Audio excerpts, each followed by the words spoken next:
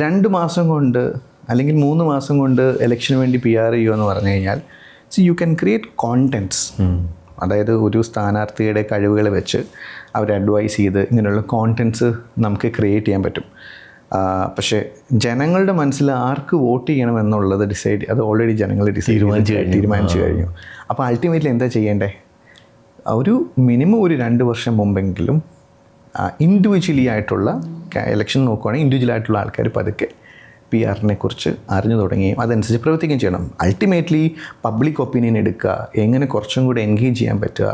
എന്തുകൊണ്ടാണ് ഇലക്ഷൻ സമയത്ത് വരുമ്പോൾ എല്ലാവരും ഭയങ്കരമായിട്ട് ജനകീയമായിട്ടുള്ള ഒരു ആൾക്കാർക്ക് മനസ്സിലാവും. സൈക്കിളിലൊന്ന് വോട്ട് ആൾക്കാർക്ക് മനസ്സിലാവും ഇത് ഇലക്ഷൻ വേണ്ടി ചെയ്യും. എക്സാക്ട്ലി. അപ്പം ഇലക്ഷൻ മുമ്പ് ഉണ്ടല്ലോ, ഞാൻ പറഞ്ഞ 5 വർഷം കിടക്കുന്ന സമയത്ത് 5 വർഷം കൊണ്ട് എന്തോരം കാര്യങ്ങൾ ചെയ്യുന്നവരുണ്ട് കേട്ടോ. ഇല്ല ഞാൻ പറഞ്ഞു, ചെയ്യുന്നവരുണ്ട്, ചേർത്ത് പിടിക്കുന്ന ആൾക്കാരുണ്ട്.